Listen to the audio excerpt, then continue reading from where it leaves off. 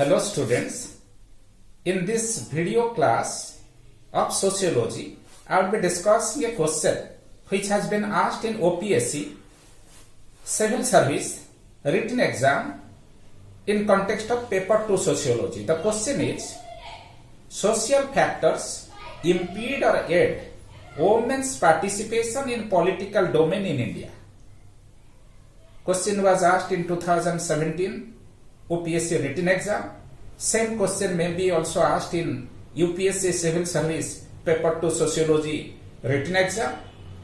So how to write the answer of the question that I will be discussing in this video. Before discussing the answer, first I am trying to explain you the meaning of the question. Impede means which are obstacles, which creates impediments or obstacles, women's participation in politics in India. Aid means helpful, which are the social factors which are helping women's participation in Indian's political system. You see, impediment means obstacles. There are certain things in our society, certain social factors in our society which are working like impediments. And if we remove those things, then automatically it will become a great help for increasing women's participation in our country. So what are the factors? I am telling you the fact that Indian society is mainly, if not solely, it's mainly a patriarchal, a patrilineal, a patrilocal society. In our society, women are regarded as the epitome of goddess Kali, Chandi, Durga, destroyer of all evils, and at the same time, in our society, lots of discriminations are also made against women. So patriarchy is the main impediment which is reducing women's participation in political domain. If patriarchy declines, obviously that will declining patriarchy will help the women in participation in political domain of our country. The second important factor, social factor, is discrimination against women. Discrimination against women. How? Different types of discriminations are persisting against women in our country. Though Constitution of India does not recognize any sorts of discrimination on the basis of gender, but Constitution is a book of law. Because of prevalence of traditional mentality on part of our people, many types of discriminations are made against women. Because Indian society is a society where in one hand we say, where the places where women are honored, all gods are pleased there. And the places where they are not honored, no gods are pleased there, no gods are happy there.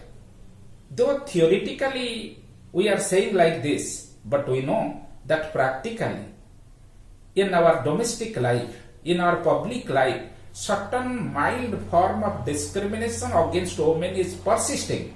Because of discrimination, what is happening? Women's participation in political system of our country is less. If this discrimination against women is reduced, obviously their participation in political domain will be increased. Then third one is education. You know, in every decennial census, the female literacy and educational attainment in our country is lagging behind the male educational attainment as well as male literacy. So as women are having less educational qualification, they are having lower rate of literacy. So lack of literacy, lack of educational attainment is working as an impediment for women's participation in the political domain. And if literacy of women is increased, educational attainment of women in this country is increased, obviously it would help the women's higher participation in politics. Next one is information. Marxian sociologists like Professor A.R. Desai and Professor Neera Desai, they are of the opinion that obviously women in our country are having less information compared to the male members of the society related to politics. They are less aware about the governmental programs and policies compared to male members. I am not telling you all women are uneducated and illiterate. Compared to male members, female members are having less information related to governmental policies, related to the programs of political parties. So lack of information or acquiring less information is working as an impediment, and while they will gather more and more information, obviously their participation in politics will be increased. Next one is cultural values. Cultural values. Indian society is encircled by certain conservative cultural values. For example, in a family, if a son and daughter both are there, both of them are going outside, the parents reminds the daughter to come back to home before the evening, while they don't say anything to the son. So this conservative cultural values, that is also reducing women's participation in politics. If conservative values of the society is reduced, automatically their participation in politics will be increased. Next one is domestic responsibility. Marxist sociologists like Professor A.R. Desai and P.C. Joshi have highlighted this factor. They are of the opinion that in India, women are having dualistic responsibility, even if they are also working women, because working women are also having certain domestic responsibility. If they are also participating in politics, they have also some domestic responsibility that they are expected to discharge. So this domestic responsibility and particularly the dualistic responsibility of women is working as an detriment, working as an impediment to their higher participation in politics. And the next one is economic dependence or lack of financial viability. Particularly Marxist sociologists like A.R. Desai, P.C. Joshi, Neera Desai, they are of the opinion that majority of the women in our country, they are economically depending upon the male members. As they are depending upon male members, obviously politics is a venture of spending money. They themselves are depending upon male members. So how can their participation in politics will be increased? And the next important feature or factor, social factor, is lack of confidence. As compared to male members, females' educational attainment is less. Obviously, and educational attainment is less, literacy rate is less, so their confidence level is lower. As their confidence level is lower, their participation in politics is also less.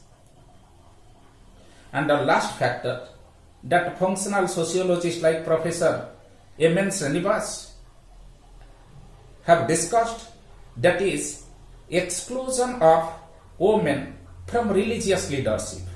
You know, Indian society is a patriarchal society.